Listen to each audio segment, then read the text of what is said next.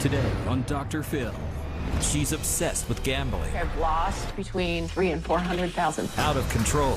You're gambling away your rent money. I can't stop. Out of cash. How many credit cards have you opened? Between 50 and 100. And she has a big favor to ask of Dr. Phil. Why did you bring me these bills? I thought maybe you might pay them. You wanted me to pay them. You don't have to pay them if you can't afford it. Let's do it. Have a good show, everybody. Here we go.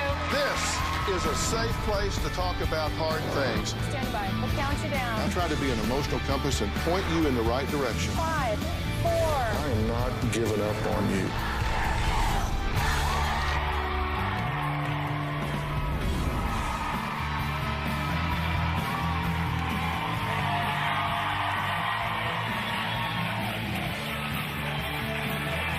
How you doing? Hello? Who would like to win $400,000? Would you play the lottery or go to the casinos if you believed you had a good chance of winning all that money?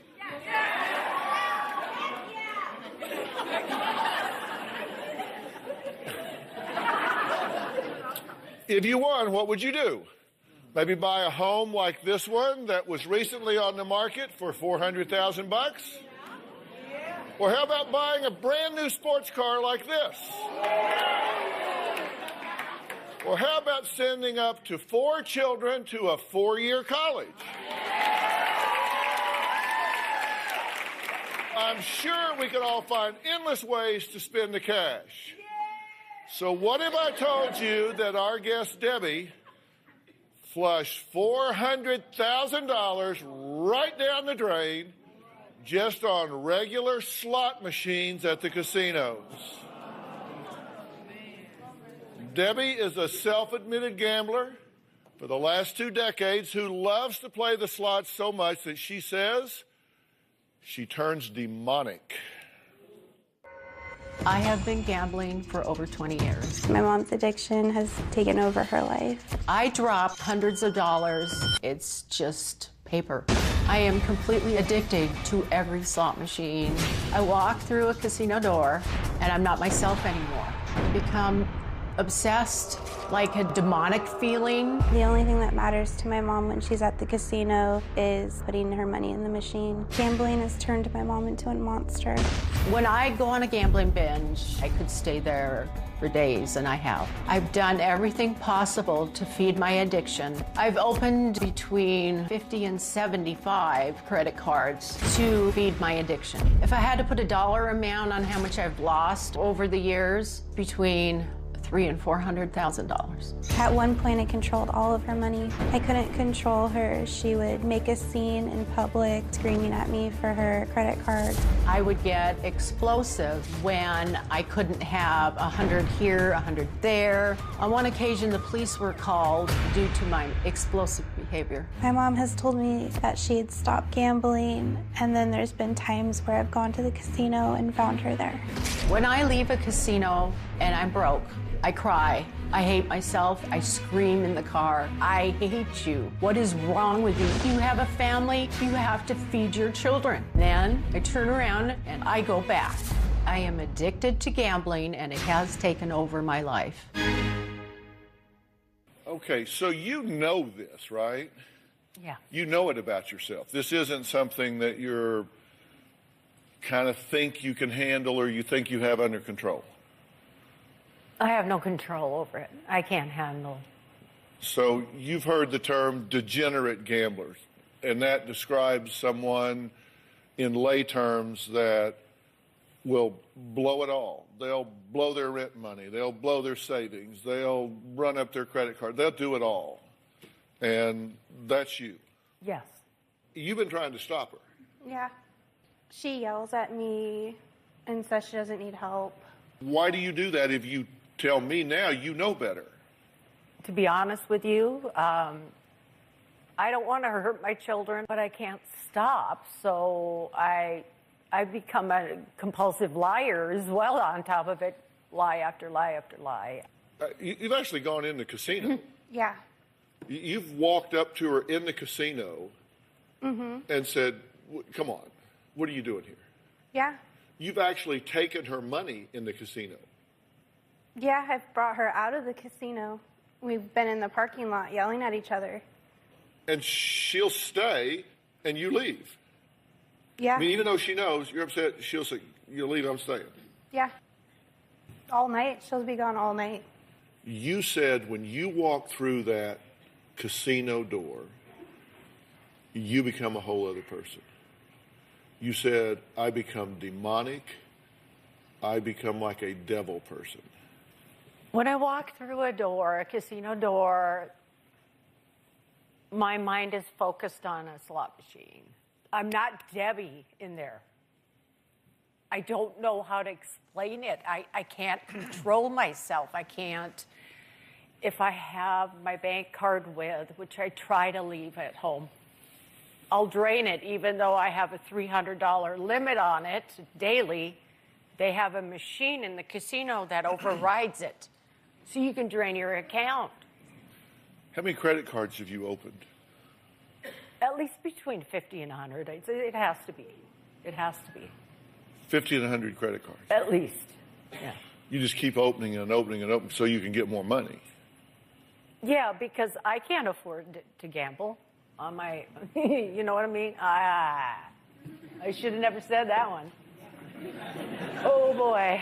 No, you got, come on, be honest. You have barred yourself from casinos. You've gone and told them, here's my picture. You spread this around. Do not let my happy ass in here ever again, right? You have correct. You've told them to keep you out. Many times. They let you in? Yeah. You tell them it's not you on the picture. Yeah, I have done that. Well, what do you do to get money? What do I do to get money? Yeah. Where's this money coming from? You said, I can't. I win. And then I lose. I've won quite a few jackpots. You've won $60,000 in a year. Correct. You said you spread all those hundreds out and you were hooked. Big time. How long did it last? How long did money last?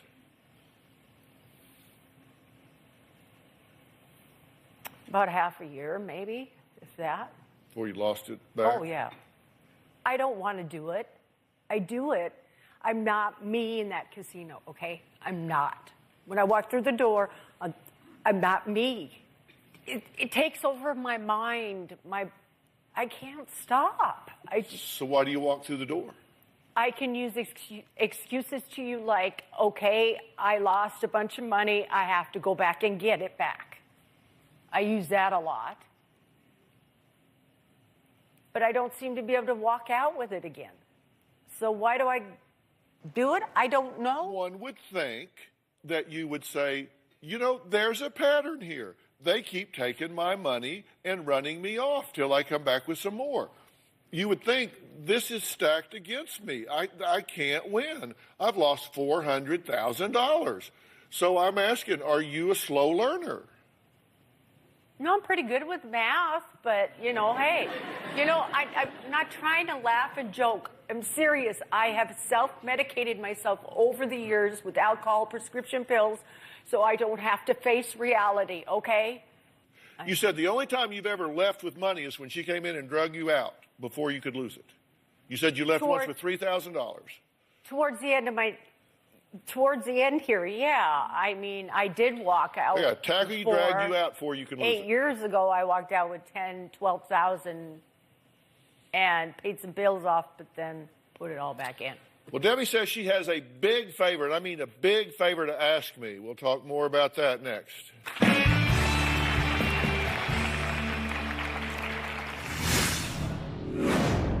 She brought some bills with her. Why did you bring me these bills? Thought maybe he might pay them. You don't have to pay him if you can't afford it, you know? I don't know. And later, what's lurking in Debbie's past that continues haunting her to this day? I can't even imagine the pain that you had to feel. All these years, I've been hiding it, I guess. When it comes to my family, I feel like I've run out of chances. I hate myself. When I look in the mirror, I see all the hurt I've done to my family. There was a time that I lied to a family member and borrowed $20,000 to pay off credit cards. I was unable to pay her back. Now, I don't think she wants anything to do with me anymore. My gambling has ruined my relationship with my daughter. My greatest fear is that my mom will be homeless. If she becomes homeless, my fear is she'll not be able to keep my brother with her. I tell myself I won't be homeless. The pain won't go away. The withdrawals won't go away. The pain of what I've done to my family, but I still want to go back to try to win money, to pay my bills. There's no out. I don't have anything to numb myself with right now. And it's really hard, you guys.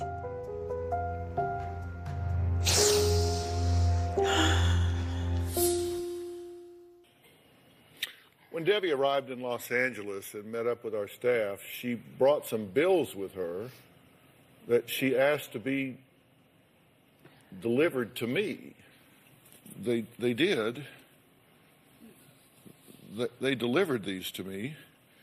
There's vehicle title and licensing, renter's insurance bill that isn't open.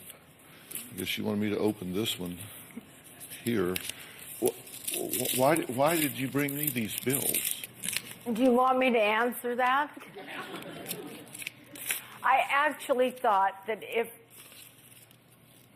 I was going to maybe get some kind of counseling or help, that these were the bills my daughter needed to take home with her, and then I thought, well, maybe he might pay them.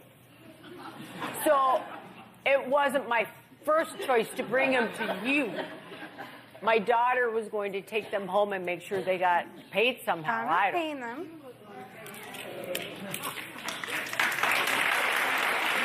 What? I'm not paying them. Well, that's not what you said. You said you wanted me to pay them. Well, someone. I don't know what to do anymore. You don't have to pay him if you can't afford it, you know? I don't know. I know I'm bailing out again. I'm sorry. I can't pay him either, so I don't I can know. afford it, and I still don't have to pay them. Yeah, right.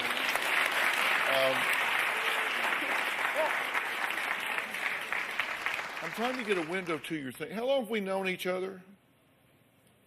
A minute or two? Yeah, it would be about 20 minutes. And then, yeah, and I'm sorry, I shouldn't have even asked.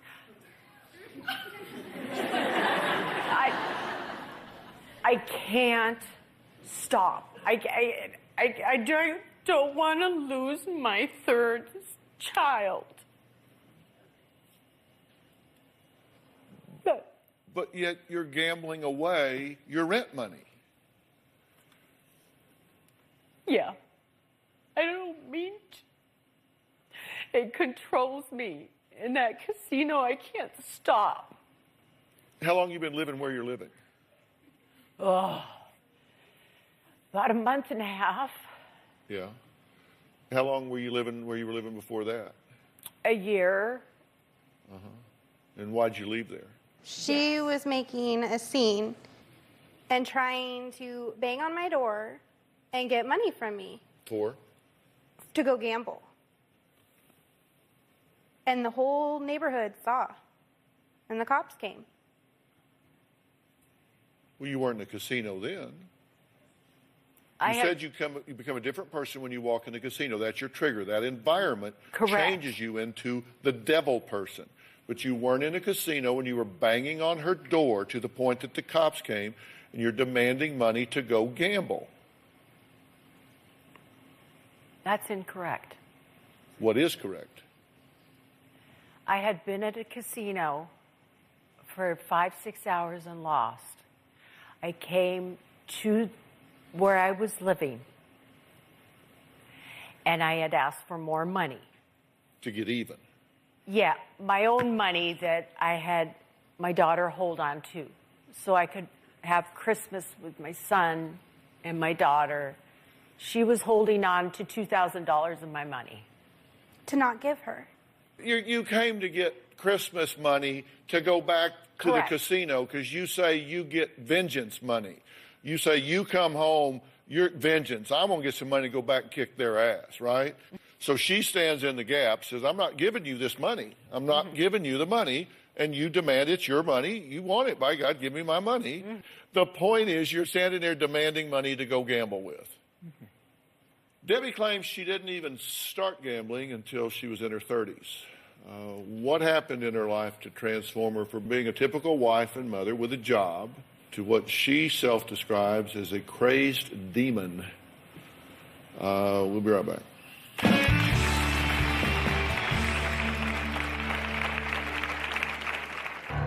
20 years ago, I lost my son. My brother died on my birthday. I blame myself for his death. I thought I killed him. And later, his parents called him a moocher. Is Ryan back on his feet or on the streets? You went to Texas. You got a job. Yeah. But you got fired after a week? No, it was after a day.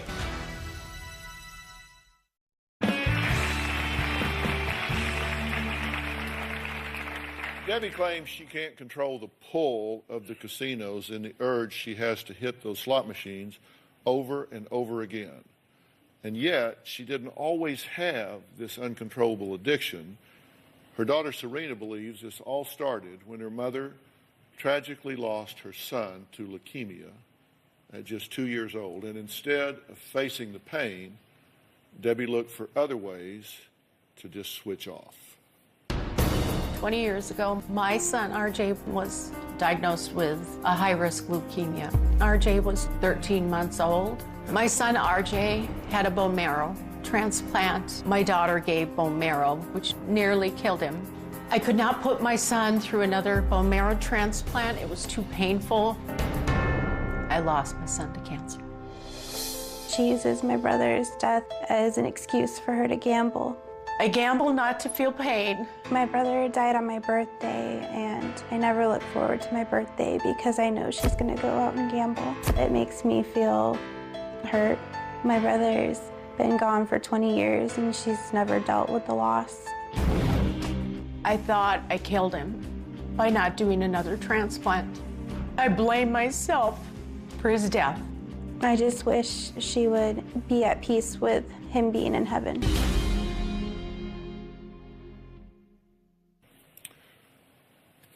Well, I can't even imagine the pain that you had to feel at that time. You had a very difficult decision to make, right? Whether to do the second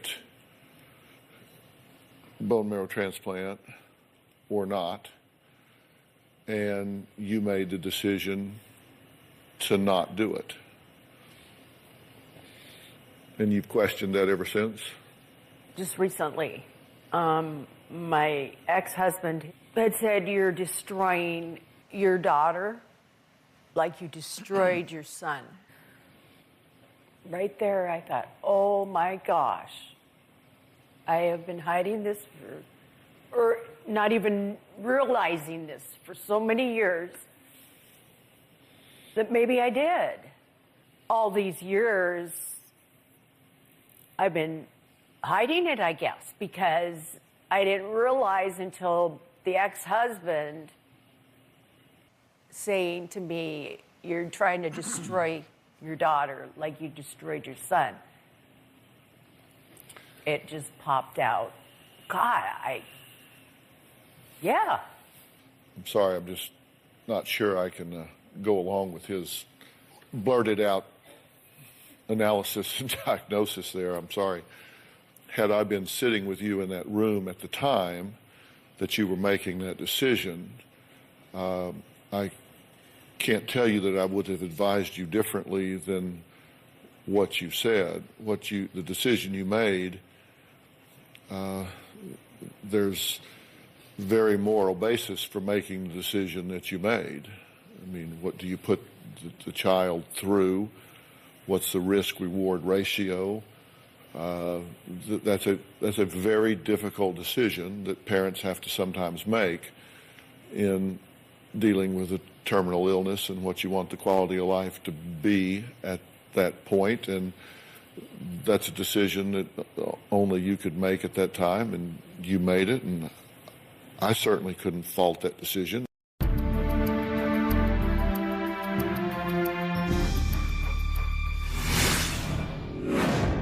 They show pretty people having fun. They don't show you standing at the door screaming at your daughter for more money. They don't ever show that on a commercial, do they?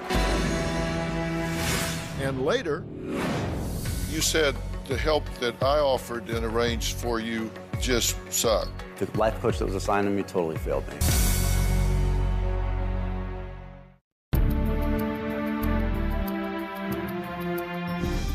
I do know that things often start for one reason and continue for a very different reason. Maybe you started self-medicating, as you said, but then pretty soon this took on a life of its own. They show pretty people having fun in casino commercials. They don't show you standing at the door screaming at your daughter for more money. They don't ever show that on a commercial, do they? Yeah. They don't ever show you with a file full of bills trying to figure out how you're going to pay them. They don't show that in a commercial, do they? No. Because right now, if you stopped gambling, would your life be peaches and cream?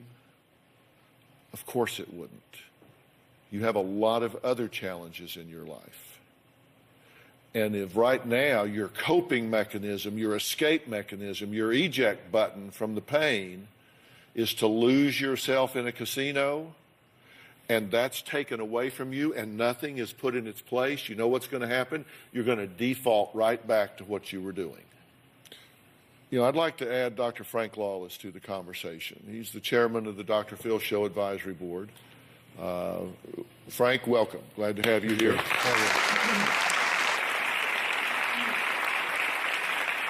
Frank is director of the Lawless PvP&P Center. He has also written the book, Psychoneuroplasticity, Protocols for Addiction. Frank, what needs to happen here? Well, first of all, we need to recognize that it is the problems are neurological, which means that they are deep below your consciousness. So you are really out of control. There needs to be a broad program that encompass not only your lifestyle, but also your neurological functioning and your psychological coping skills. And there's a comorbidity here. Your addiction to gambling is existing in parallel with some other things. And depression, for example. Anxiety, for example. Those things have to be dealt with in parallel to what we're talking about here. You've got to deal with everything. At one time, you fix one thing and not the other, then that's the half a loaf. You've got to deal with everything. So what I want to do is really attack this on all fronts and give you a chance to turn this around and do it right one time. Let's get this right one time and give you your life back. And I really think in a relatively short period of time, your life can look a good deal different to you. I think you can be looking back going, oh my God, I cannot believe that was me. And this is going to begin with, what I would like to do is fly you to the P&P Center to spend some time with Dr. Lawless' team. They have a team there, multifaceted team, to start with a very thorough evaluation to see everything that's going on with you, psychologically, neurologically, physiologically, hormonally, everything, and then put together a true coping plan to get this turned around. But you've got to be willing to submit yourself to it. Totally, yes. Deal? Oh, yeah. Yes. Okay. All right, we'll get that set up. Right. You can talk to her after we finish. Yeah. Okay. All right, I'm going to let these guys go. You're going to remember my guest, Ryan, was once making millions, but then moved in with his girlfriend to his parents' garage. Well, they're back with an unbelievable update right after the break.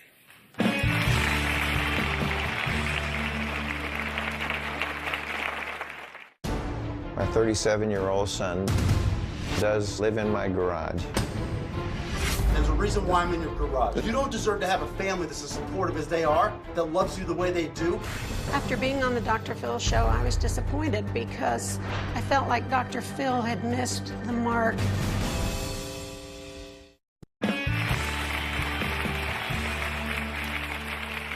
You may remember my next guest, Ryan, who was living with his girlfriend in his parents' garage and claiming he just couldn't get a job, even though he was once quite successful, making millions in the real estate business.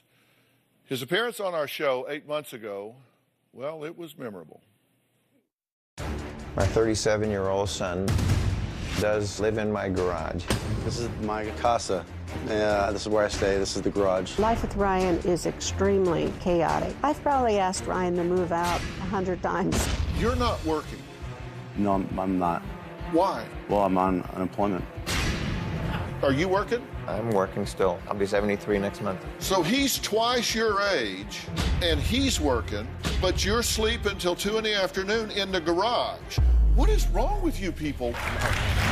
Ryan's 24-year-old girlfriend is also living in the parents' garage. Mine and Ryan's usual day is we wake up and we just kind of, we kind of let the day come to us. I feel like I can't help but be mean to Rachel. She aggravates me. You know what?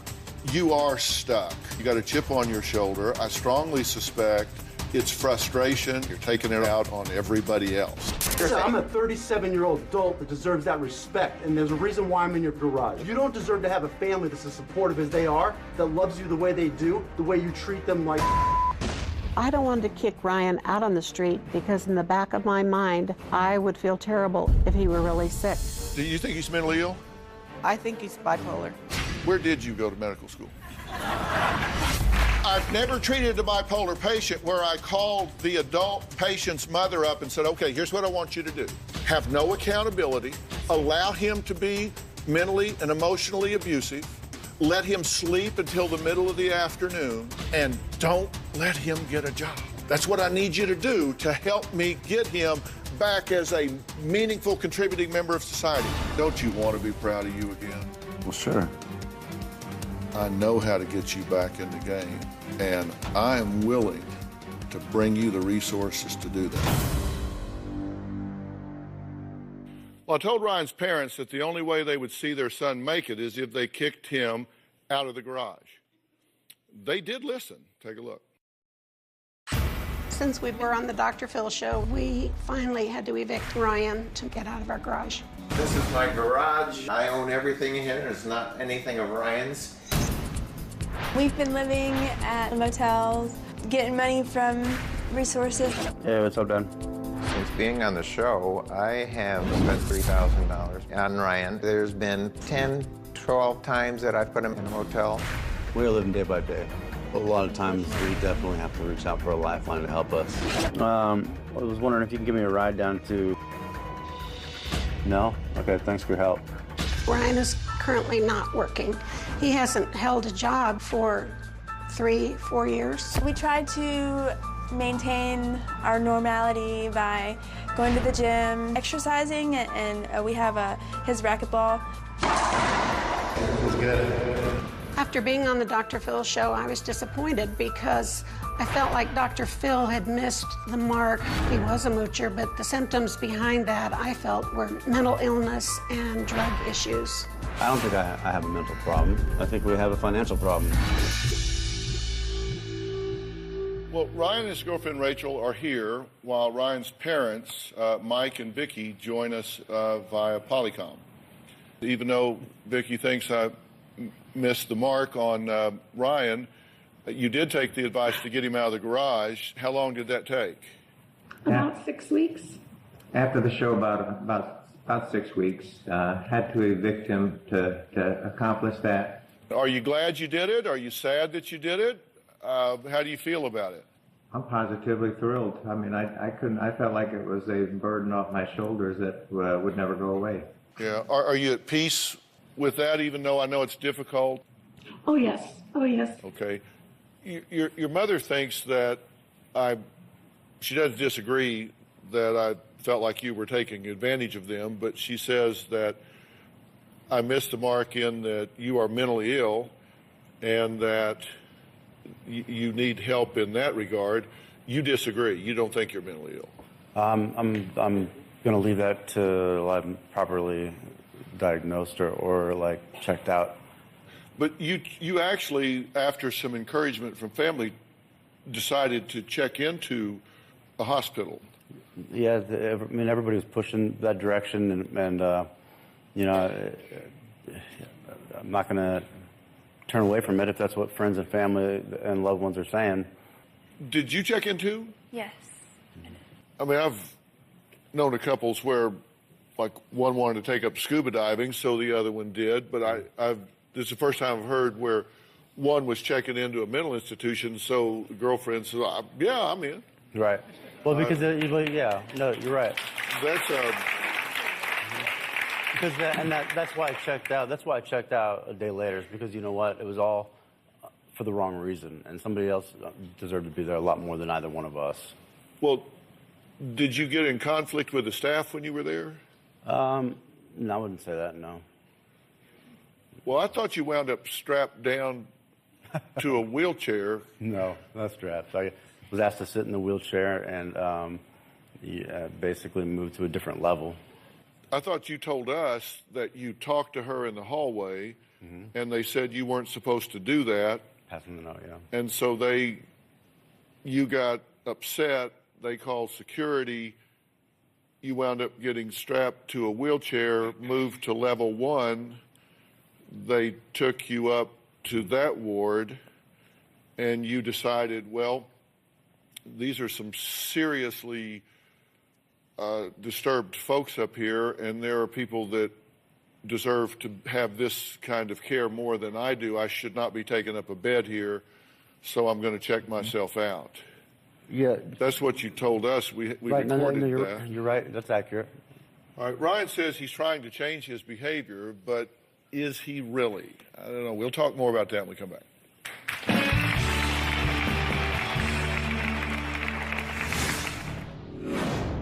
You got a job. Yeah. But you got fired after a week? As an employee, I worked one day. And got fired? Yeah. Yeah. Because you took a day off. I just cannot stand Rachel. She feeds Ryan's addiction for drugs. She's brain dead. I don't feel like I'm homeless. I feel like I'm stuck in between a rock and a rock place. And so I just need help, like, getting pushed out. The only way that Ryan can recover is to eliminate Rachel totally. They're pretty harsh about you, Rachel. They say you are enabling him, that you are a drug pipeline, that they're saying you need to be gone out of his life, and that you're bad news bears. How do you feel about that? Well, I don't know. So first they're the enabler and now I am? Like they just want to throw it on me because they're out of the way now, or what? Are you all into drugs? Are you doing drugs? A little bit. What are you doing? Smoke marijuana. Yeah. What else? That's it. You went to Texas. Mm-hmm. You got a job. Yeah. Went to Texas, but you got fired after a week? No, it was after a day. And doing everything that I thought was good. Passed the drug test. Passed all the paperwork, got everything done.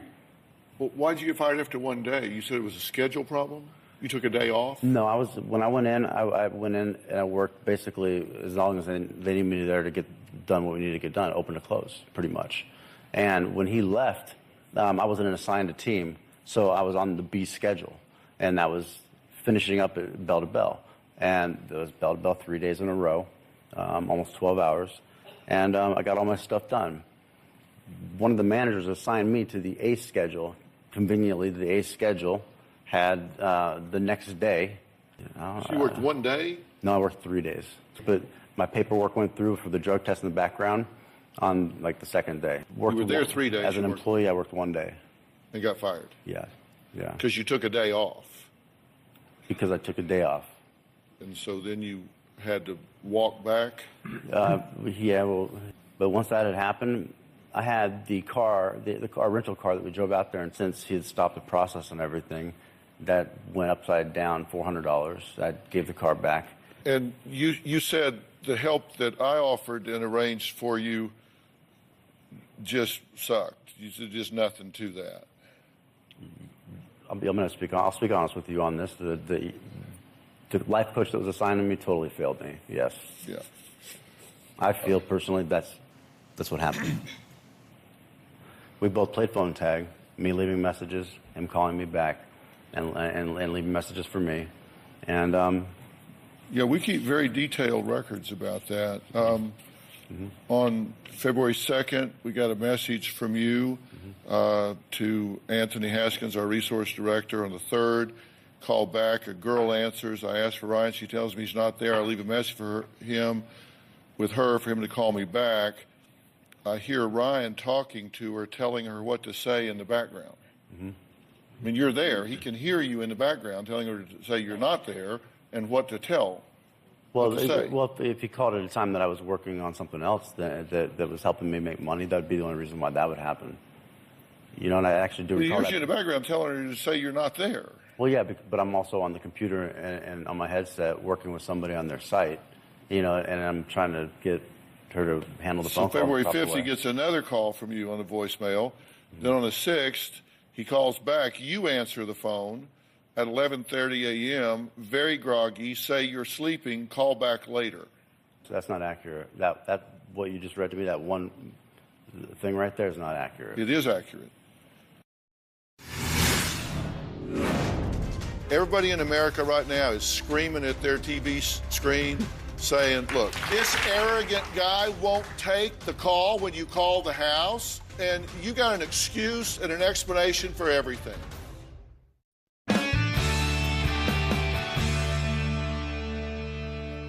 This is Anthony Haskins right here. Anthony, these are your contemporaneous notes at the time. You know Ryan? Yeah. Hey, Ryan. How are you? Good to see you again. Good to see you. These are your contemporaneous notes at the time, correct? Yeah, they are. And you called at 11:30 a.m.? 11:30 a.m. He was groggy, says, call me back later. That's what happened. Then on the 10th, you have a message from Ryan, your work voicemail. He's asking for a letter from me for the court or his lawyer. It was unclear. Not sure what, but he wanted a letter from you. So you call back. A girl answers. You ask for Ryan. She asks about the letter. You say, I don't do that unless Ryan is doing what he needs to be doing and has at least started working on the program. She says, hold on. An argument ensues between the girl and Ryan about whether or not he wants to talk, and eventually she tells me he's not available and takes a message.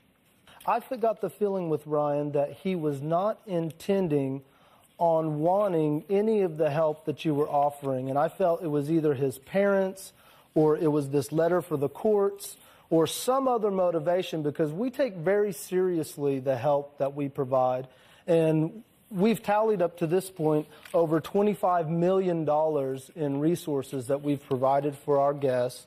And when a guest reaches out and wants the help that you've offered, I take that very seriously. And I'm getting told by a girl on the phone that you're not available, and I hear you talking in the background, telling her what to say.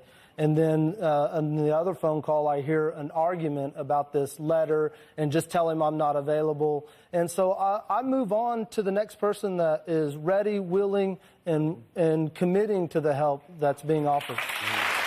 Everybody in America right now is screaming at their TV screen saying, look, this arrogant guy won't take the call when you call the house, and you got an excuse and an explanation for everything. If you want some help, you need to say so, and I will make a legitimate effort to try and help you.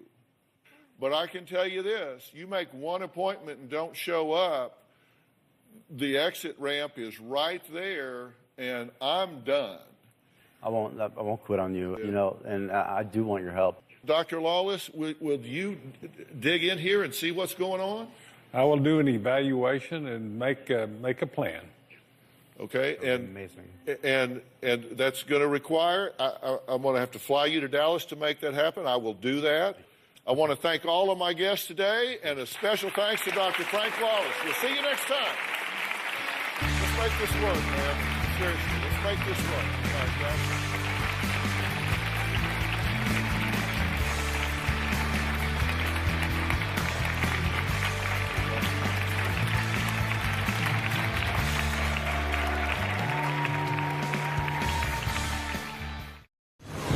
Today on Dr. Phill. My husband's mother is insane. Let Dr. Phill decide how crazy I really am. Come on, Dr. Phill. You have accused her of being involved in the murder of your son. Do you think that bringing me on national TV is going to change what I know? Is she delusional? Nicole is a liar. She has 5 names. She poisoned my son. You said she gave Ty psychotropic drugs via his genitals. That's crazy. Or is her daughter-in-law? You said she used hoodoo and voodoo. A devil woman. Telephone 666. The address where they got married. 666. Have you married the spawn of Satan here? Let's do it. Have a good show, everybody. Here we go. I hate to see people suffering, and you've heard long enough. Stand by, Dr. Phill. Both of me. Take I'm going to get you the help that you need. 5, 4. This is going to be a changing day in your life. Go, Dr. Phill.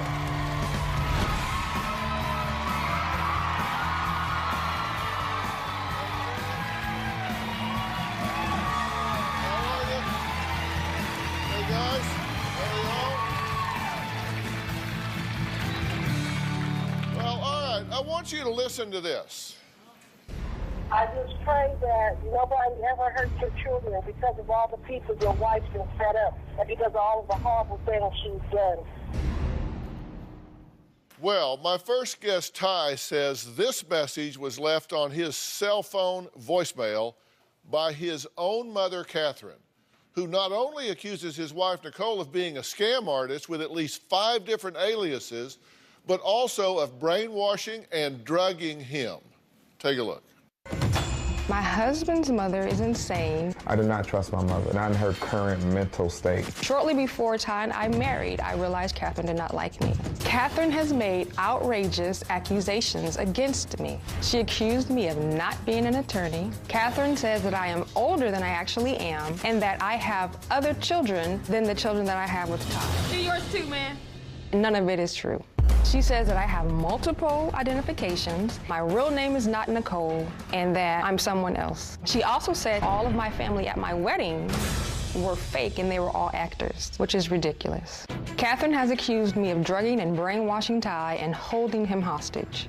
I can't communicate with you if you believe that I'm under mind control, I'm being kept against my will. What can we talk about? She's also accused me of defrauding her, and she has called the police on me. These allegations are from beyond left field. They're not even in the ballpark. Ty's mother has told him to get rid of me if he wants to have a relationship with her. I think there is an Oedipus complex with Catherine and how she views her son Ty. Catherine hates me because I took Ty, her husband, from her.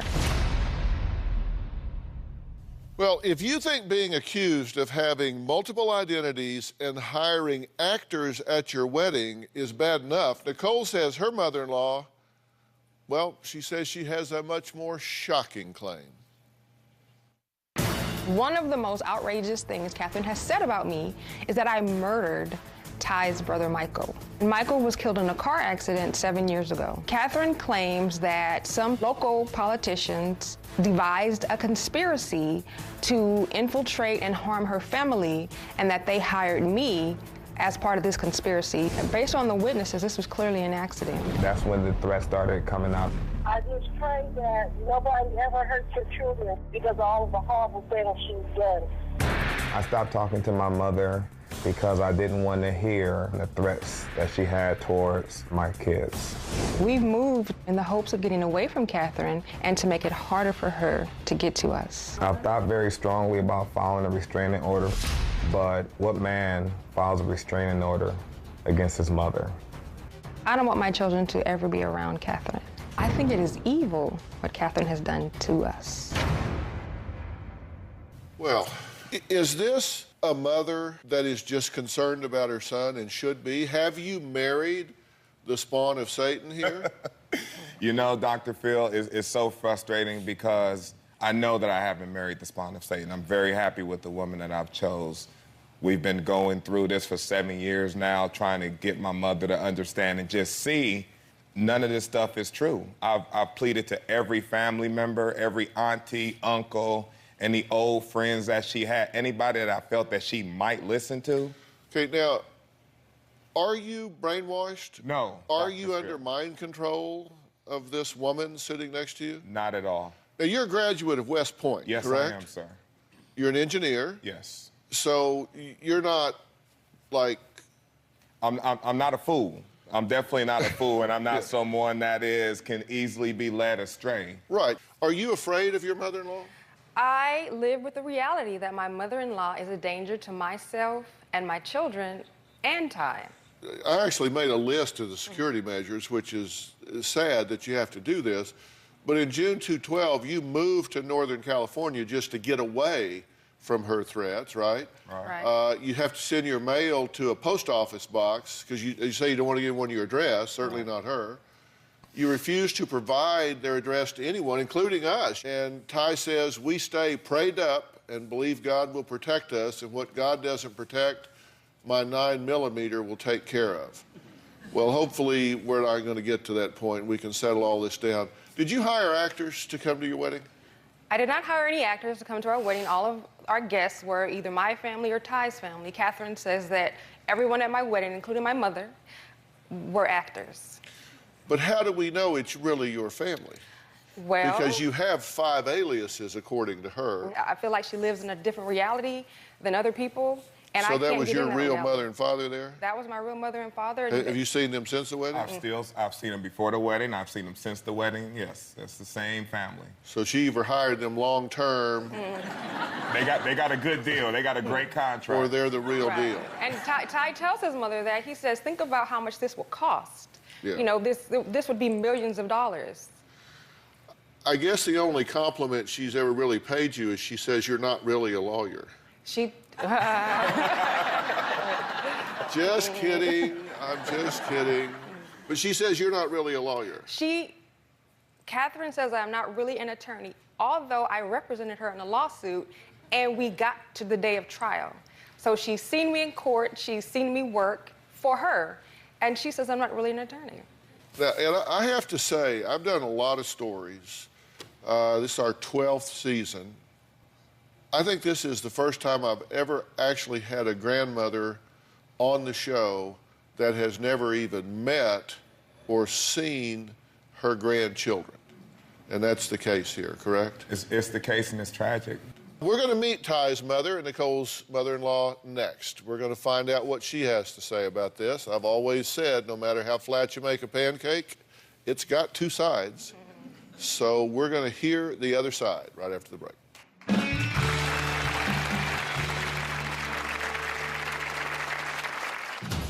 I believe Nicole is a liar. She has 5 names. The investigator that I hired told me she was a grifter, the type of person that is paid to do scams. I believe this girl actually poisoned my son. And later, you blame Ty, you blame Chris, you blamed your political adversaries, you blamed Nicole, you blamed yourself. Please. The last time I spoke to Catherine, she called us up on her home phone, called me a bee, only she said the word, and she hung up. I don't know why she did that. You will respect me enough as a man to not disrespect my wife in my face. My mother's reply to that was, I'll say whatever the I want to say. Well, Ty says his wife, Nicole, has not spoken to his mother, Catherine, in over 7 years.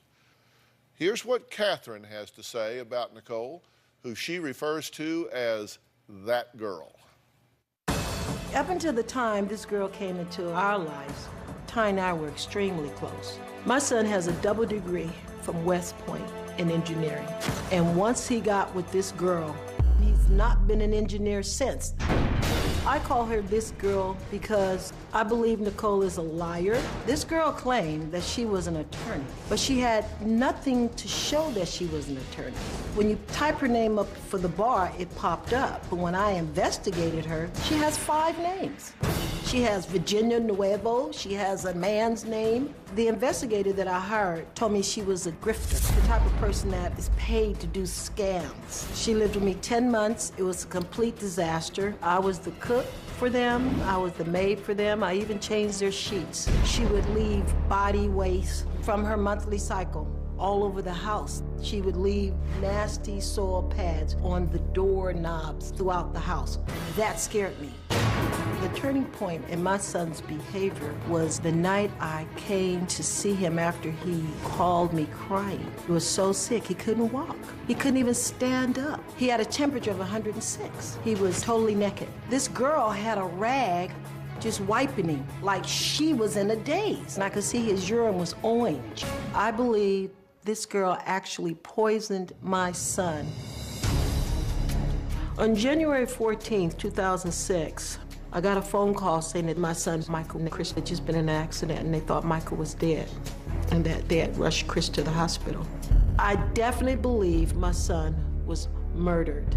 I believe that Nicole was involved with the people who schemed to murder my son.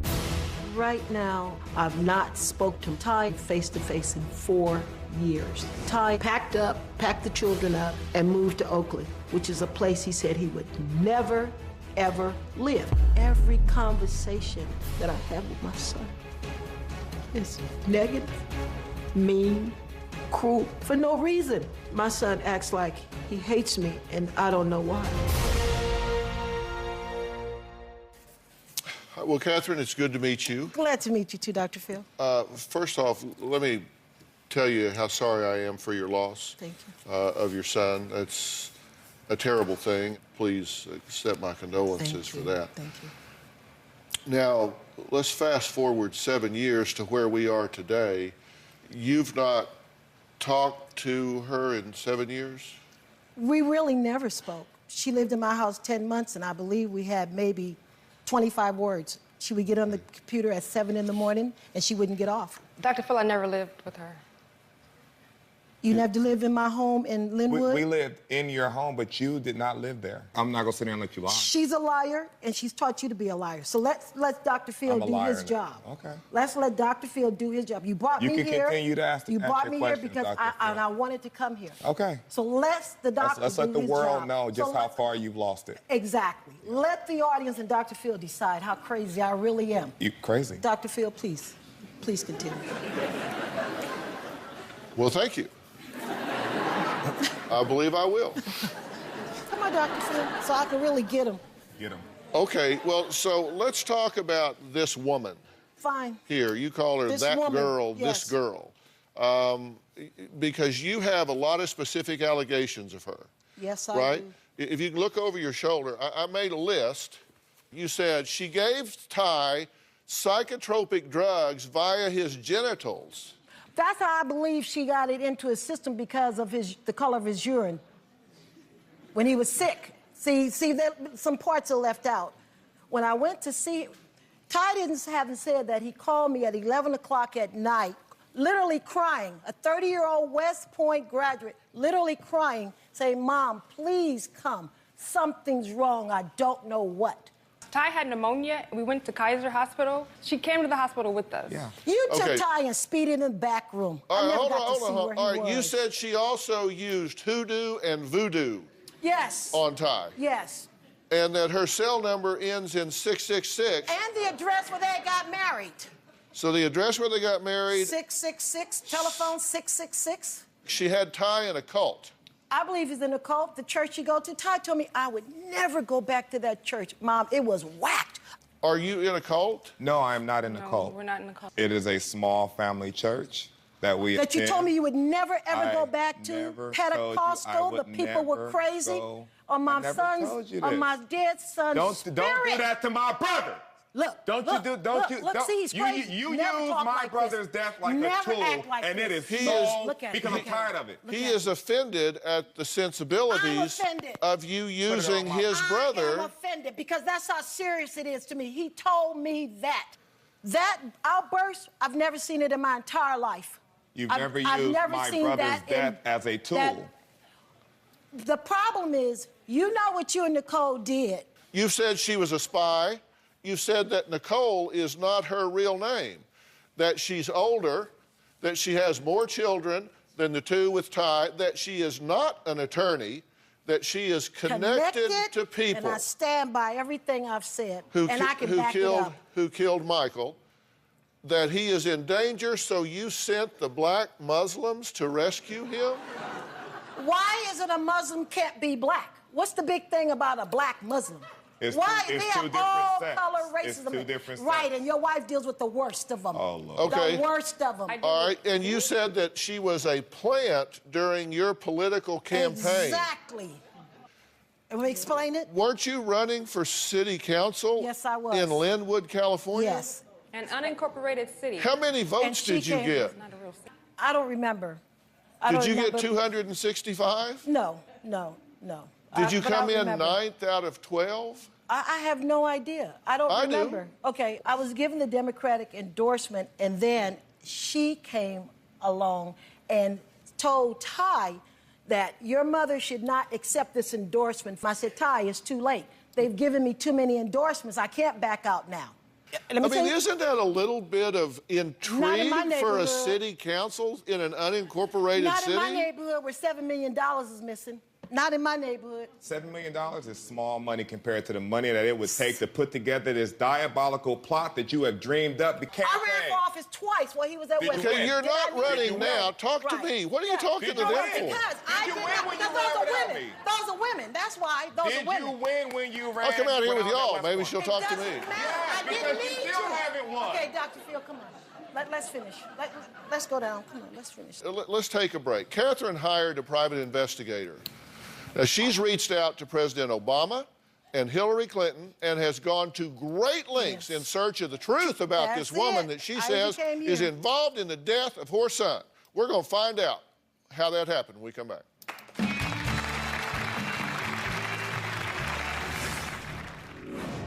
My mother blamed everybody for the accident.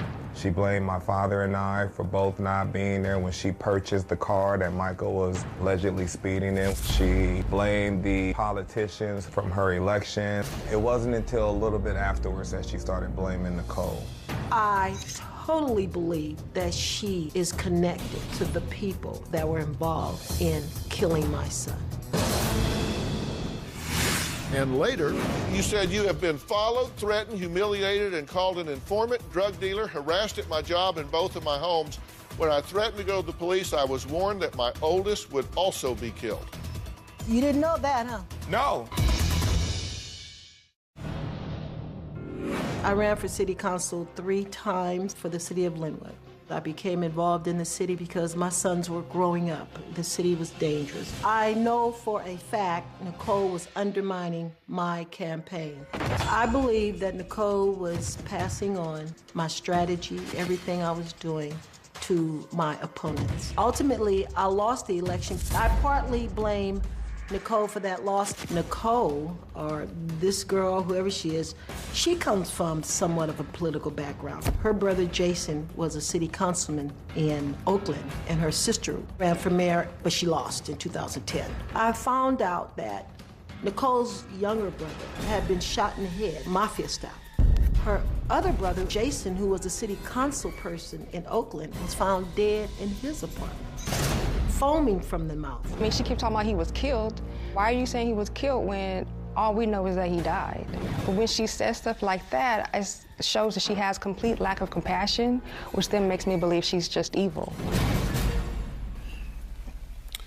I want you, without rambling to 100 different things, tell me the basis for you saying that the mother of your grandchildren, the wife of your son, your daughter-in-law, was in collusion with your political adversaries to murder your son. That is a very serious allegation. The people that was responsible for my son's death, she was involved with those people. Yes. Yes, I said that. And I stand by that. Okay, well, first off, before And let me tell you, what do you say why. about that, Nicole? No, I didn't have anything to do with Well, you're not involved in the murder of your brother-in-law. No, not at all. So why would your political adversaries want to murder your son?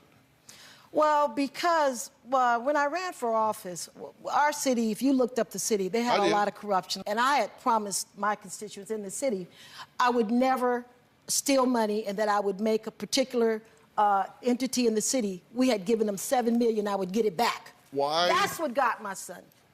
The accident happened after she had lost the election. So you think she got involved with these people? I think she was. I think they sent her to us. Supposedly she's involved because a college professor that she had in 1995 is a now radical Muslim in cahoots with the people who she's accusing of stealing money, and said, well, she was in our class. Let's see if we can get her, go to Tahoe, go to his cabin and meet him. I love put it. something in him to brainwash him. I love it. Now, and no, let him finish. My brother passed in a car accident. So supposedly, in my mother's world, these same people paid somebody to cause an accident. How fast was your brother driving when this accident happened? I hear according to the police reports. I hear that he was speeding. I've never read the police The report. witnesses said he was going at least 90.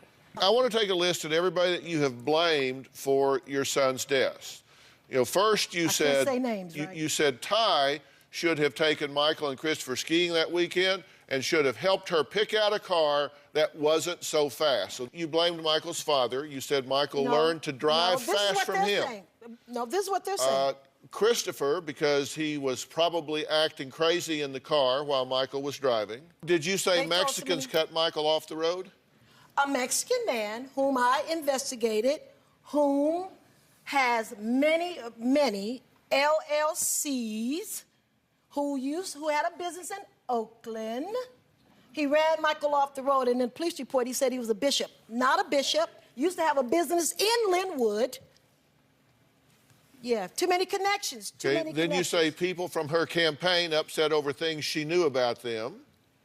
I don't know about that. That's then you said Nicole, who allegedly leaked confidential campaign information to your political adversaries, who then chased down Michael and caused the accident. No, I didn't say that. That's their words. That is their words. I told you exactly what I said. But let me go back You said, quote, the man in an email to the show. You said, I would like to confront the man that caused the accident that killed my son. I can't say his name, but I sure would. And then you actually sent us another email where you said, I made some mistakes that caused my 19-year-old to get killed. I made some mistakes. Trusting people and allowing people to come into my home that I didn't know.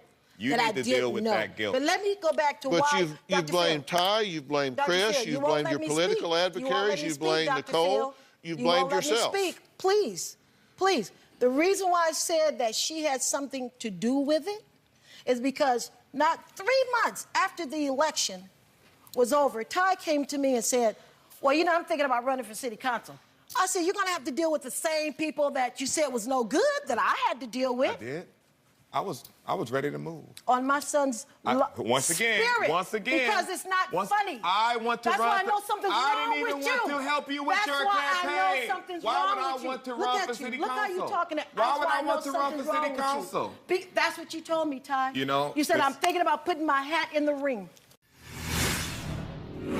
Then you sent a letter to President Obama. Right. Like you don't have enough to deal with. You sent a letter to Obama. And later... You've been in Oakland 2 weeks and you're running for school board. You wanted to be in politics. You wanted to be in politics, but you wouldn't wait your turn.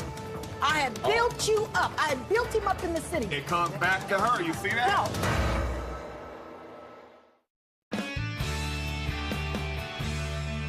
You have been on a search for the truth here. Yes. You've written some letters. You've hired an investigator to look into Nicole's background. In August of 2012, you sent a letter to your state representative. Yes, I did. And in this letter, you said, during my campaign, a young woman who was dating my oldest son named Nicole, claiming to be an attorney, moved into my home, drugged us, and sabotaged my campaign. For some reason, I was saying things that I would never say, like private things from the past. I'm not sure. You know, I'm like, when all of a sudden you like, wow, why did I say that? So I'm thinking maybe I know she drugged him, so I'm thinking she might have drugged the food. Well, she was in the house. You don't know she drugged him. You said you have been followed, threatened, humiliated, and called an informant, drug dealer, harassed at my job in both of my homes. When I threatened to go to the police, I was warned that my oldest would also be killed. You didn't know that, huh? No, I don't know who you deal with. Who was it that and threatened? why am I not dead yet? Who was doing these things to you? I had police following me. I had her family. I had like 3 of her people. One of them came to my house, and then I had one follow me into the Social Security office. And what they do, they make remarks. They stand next to me and say, well, you know, your oldest son, are you married? Do you have kids? People just don't strike up conversations. That makes you suspicious right then and there, when people strike up conversations with you. Really, for no reason why. Hold on. Search for the truth. You then wrote the Bar Association.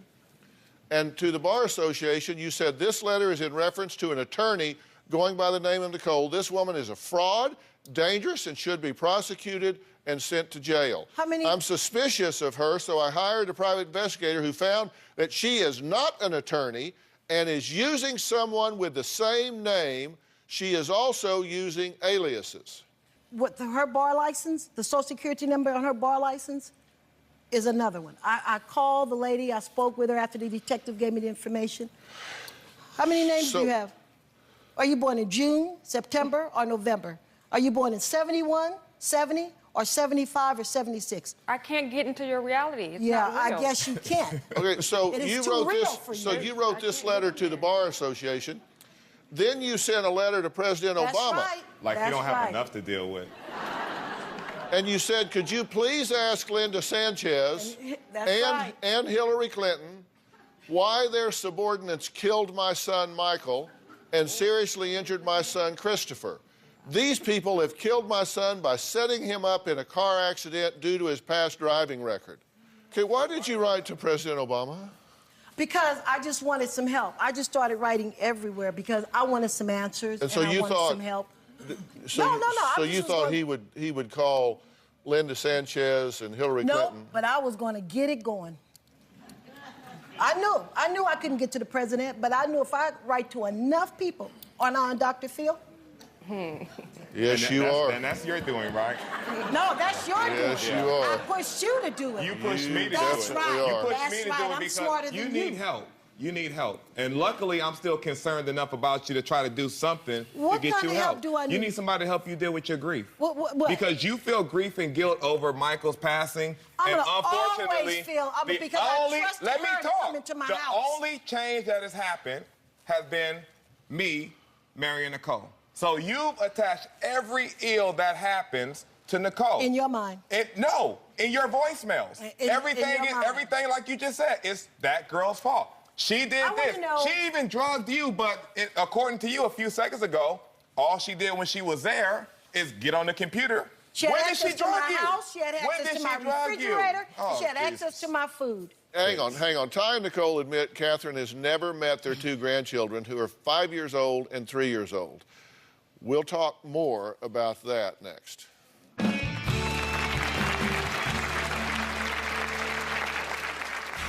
One of my mother's favorite sayings growing up was, I don't get mad, I get even. I'll do whatever I have to do to protect my family.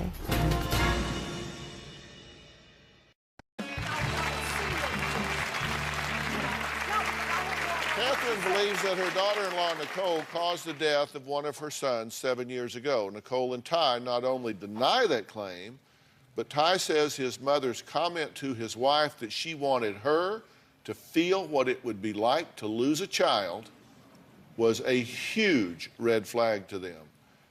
Now, you're shaking your head like you didn't do that? Never. Well, interestingly enough, she left a veiled threat about the fate of their children in a voicemail, and we have the voicemail. He said he was going into politics, and this is what I said. I saw a beautiful picture of Phill. I just pray that nobody ever hurts your children because of all the people your wife's been set up and because of all of the horrible things she's done. I just pray your kids don't fall like her brother fell because of the things she's done. Now, Nicole, take that. Is that good? Was that good? Now, let her think about that. Kids are a blessing. Well, I hope that's the happy still kids because of all the things she's done for other people. Like you called your brother. Bam! Now, Nicole, you want to bring up kids? Let's bring up how you caused your brother to be killed. Both her brothers are good if they were even her brothers. I don't even think those are her brothers. She looks completely different from that so-called brother and sister, don't she? She was nothing like her. Now, that's a made-up name. That's not even her name. That's a made-up name. You say that's not you? No, some of that wasn't me. The beginning was. I couldn't even hear all the things You they were didn't know saying. that your phone was still recording. Would you like me to play it again? You're talking to whoever you're talking to in the car. Would you like me to play it? Would you like me to play it again? Yeah, I couldn't care less. No, Dr. Phill, it's fine. I couldn't care less. I couldn't care less because what I said was true. You got to Oakland and called in 2 weeks. I'm running for office. He said, how are you running for office? Called you? You called your father and told him, I'm running for school board. You've been in Oakland 2 weeks and you're running for school board? You wanted to be in politics. I did not want to You be in wanted to be in politics, but you wouldn't wait your turn. I had built you up. I had built him up in the city. It comes back to her. You see that? No, you see that? But you wouldn't wait your turn. That's you the wouldn't whole wait your Michael turn. Corleone. She wanted you to be in politics so bad. That she got in her head. She wanted you to be in politics. It's the family. She wanted you to be in politics so bad. My wife wanted me to be in politics. Oh yes, because her brother and her sister was in politics. Okay, well, first off, we need to... You're a liar. You was never a liar. Hold on. I'm still not a liar. You was never a liar. I'm still not a liar. It's been ingrained in me not to lie because of the school that I went to. So don't accuse me of being a liar because you're confused and full of pain. Something's wrong. You're confused and full. You just said that's not even your voice on your voicemail. It didn't sound like. Oh, I'm so full of pain until I'm able to survive. I work every day. You're living in this fictional world that's driving you crazy and everybody else. Really? Because all of your siblings, all of your sisters, your mother's crazy. We can't do nothing with her. If I may step in here. I'm sorry, Dr. Phill. Did you say that wasn't you through all of that voicemail? It didn't sound like the end of it. I don't know. But I stand by whatever I said. So that was you? Yes. Okay. I definitely said that. Just wanted to be clear. All right, next, is there any validity to Catherine's claim that Nicole is not an attorney and uses aliases? We brought in an experienced private investigator to get some answers to these accusations and other claims. We'll talk about that when we come back.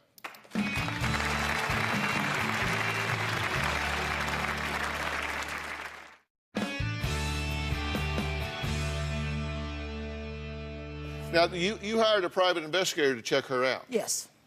And I went along with what he found. Well, we did a little checking as well. You say that Nicole is not her name and she uses aliases, correct? That's one of her names. That's what the private investigator told me. Well, we have a private investigator, Doug Kane, and he found Nicole is her legal name and she has no alias. Well, you have my documents. You said that she is older than she says. She is indeed 37 years old. How many birthdays does she have, Dr. Phill? How many birthdays? You said that she is not an attorney. She has a law degree, and the California Bar Association has her listed as active. Active, but is it her? Yes, they take your fingerprints. Dr. Phill, her Social Security number on that bar, actually she has 3 Social Security numbers. Did you find that? No. Okay, she has 3. I gave them to you. You said, quote, the seat was mine in the 2005 Linwood City Council race, if not for Nicole. Right. But you came in 9th out of 12. You said you lost because of her, that she sabotaged you. Exactly. She gave your strategy to your political adversaries. Well, she caused chaos. The other 11 of them. She caused chaos, and I end up getting very upset and made a bunch of remarks maybe I shouldn't have made. And Dr. Phill. Our private investigator is right here, Doug Great. Kane. Hi, Doug. He's private investigator and president of Risk Control Strategies. Doug has worked with us before. Hello, Doug. How are you? I'm good, Dr. Phill. They don't put Social Security numbers on the bar website. No, they certainly No, don't. they don't. They don't. That's why the private investigator he was a retired FBI officer, he told me, and he said he had to use some connections to get this information. Did you check that out? You checked out everything else. Did you check out who this person was? I went through the yellow pages and found an investigative company, and I used them. All right, well, we gave that information, to Doug, which you gave to us, which we gave to Mr. Kane. You looked at what she had been provided. You know, without a doubt, Nicole is who she says she is. She doesn't have an alias. She has one Social Security number. She is a member of the California Bar. We know that. We validated that. I think where the confusion lies is there are other people with her same name. And because they're similar names, they have different Social Security numbers, different dates of birth. And that was what your report reflected. This is not the only Nicole out there. And so you got information on other people. And you decided it was about her. Well, I could never even find out if it was true or not, because at that point, he wasn't talking to me. Does it seem to you to be of grandiose proportion to come up with a conspiracy theory that you were sabotaged in this race for the city council seat? You came in 9th out of 12. That was the result of me cussing out some people in Las Vegas. Good. And that's our fault. Glad to hear it. But that doesn't have anything to do with her. We've got to take a break. People at home are blowing up our Twitter accounts. Linda Jajenko says, Ma, you need to step aside and let these people live their life. Helen Luss, 1957, says it's hard to respect someone. Her friends are tweeting now. Who is constantly disrespectful to you. Do you think that bring me on national TV is going to change what I know? This is exactly why. Well, I certainly hope so. We're going to come back, and I'm going to do some talking. And I promise you I can handle the floor. We'll be right back.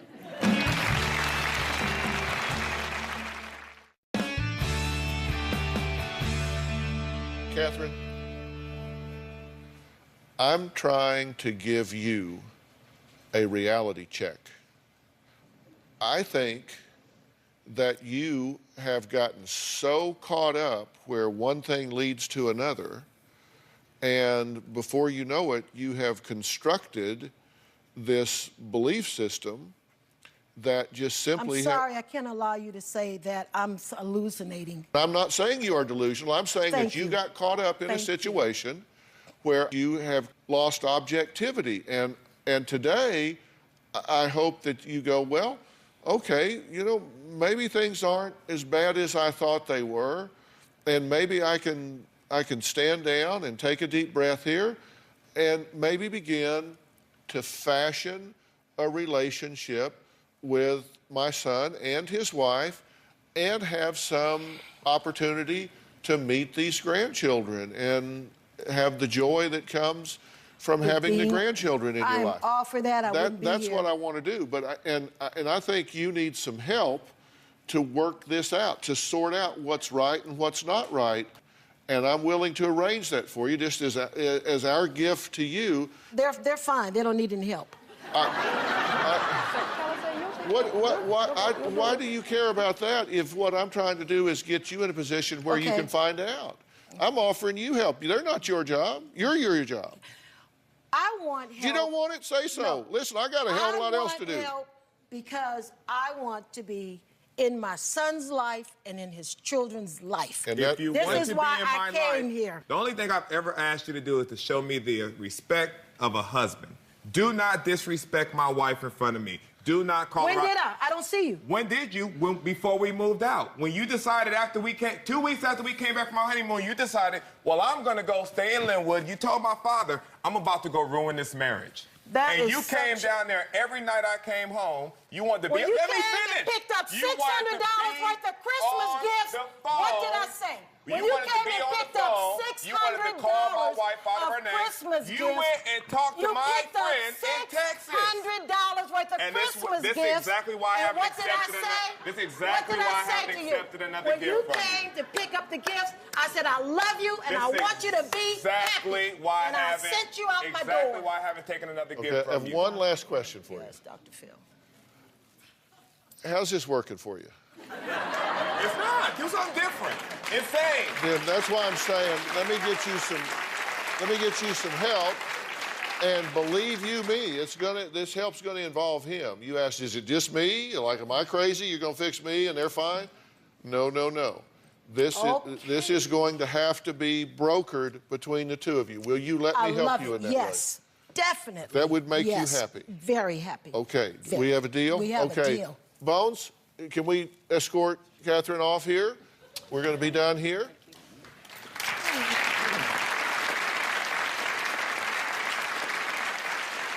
We are going to follow up here, and we're going to try to get some help here. And there may be a point at which we say that this counselor may say, would y'all come in for a joint session? But that's going to be a fair ways down the road here.